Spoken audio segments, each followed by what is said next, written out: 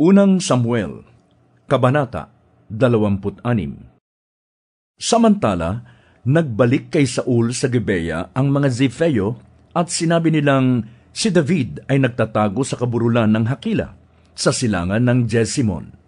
Kaya lumakad si Saul, kasama ang 3,000 pinakamahusay na kawal na Israelita, patungo sa ilang ng Ziph upang hanapin si David. Nagkampo sila sa tabing daan sa may kaburulan ng Hakila. Sina David naman ay nasa ilang.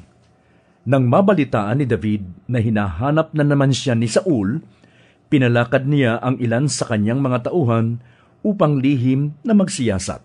Sa pamamagitan nila, natiyak niyang hinahanap nga siya ni Saul. Pumunta si David sa kampo ni Saul upang alamin ang kinalalagyan ni Saul. Nakita niyang napapaligiran si Saul ng mga kawal at natutulog sa tabi nito ang pinuno ng kanyang hukbo na si Abner na anak ni Ner.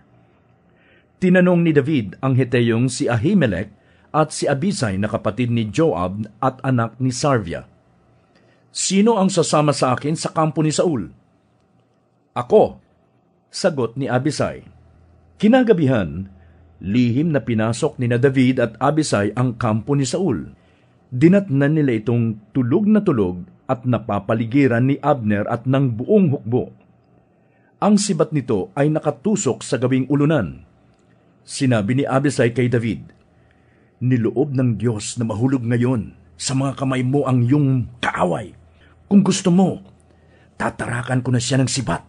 Isang saksak lang iyan at hindi na kailangang ulitin pa." Ngunit sinabi ni David, "Huwag mong gagawin yan. Malaking kasalanan na pagbuhatan ng kamay ang haring pinili ni Yahweh. Saksi si Yahweh, ang Diyos na buhay. Darating ang araw na mamamatay rin siya, maaaring sa sakit o sa digmaan. Huwag nawang itulot ni Yahweh na patayin ko ang kanyang piniling hari. Kunin na lang natin ang kanyang sibat, pati ang lalagyan niya ng inumin, at umalis na tayo." Kinuha nga ni David ang sibat sa ulunan ni Saul at ang lalagyan nito ng inumin, at sila'y umalis.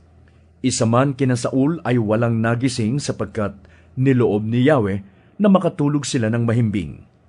Dumating at umalis sina David nang walang nakaalam. Pagdating ni David sa kabilang gulod, tumayo siya sa isang mataas na lugar. Sinigawan niya si Abner. "Abner, naririnig mo ba ako?" Ang sigaw niya ay dinig ng buong hukbo. Sumagot si Abner, "Sino kang nambubulaaw sa hari?" Sumagot naman si David, "Di ba't ikaw ang pinakamagaling na lalaki sa Israel? Bakit hindi mo binantayang mabuti ang mahal na hari? May nakapasok diyan upang patayin ang hari, ngunit hindi mo man lamang namalayan. Nagpabaya ka sa iyong tungkulin. Saksi si Yahweh, ang Diyos na buhay. Dapat kang mamatay sapagkat hindi mo binantayang mabuti ang haring pinili ni Yahweh. Nasaan ang sibat at ang lalagyan ng tubig ng hari?" Nakilala ni Saul ang tinig ni David. "David, anak ko, ikaw ba yan?" tanong niya. "Ako nga po, mahal kong hari," sagot ni David. Sinabi pa niya, "Bakit ninyo ako inuusig hanggang ngayon? Ano po ba ang nagawa kong kasalanan? Isinasamo ko, mahal na hari. Pakinggan po sana ninyo ang aking sasabihin. Kung si Yahweh po ang may gusto na ako'y usigin ninyo, maghandog po kayo sa kanya para mabago ang kanyang pasya. Kung tao naman po ang may udyok nito, sumpain nawa siya ni Yahweh. Dahil sa ginagawa nilang ito, napalayo ako sa bayan ni Yahweh at napadpad sa lupaing Diyos-Diyosan lamang ang maaari kong sambahin. Huwag ninyo sanang hayaang mapatay ako sa ibang lupain at malayo kay Yahweh. Bakit ako, napulgas lamang ang katulad, ay gustong patayin ng hari?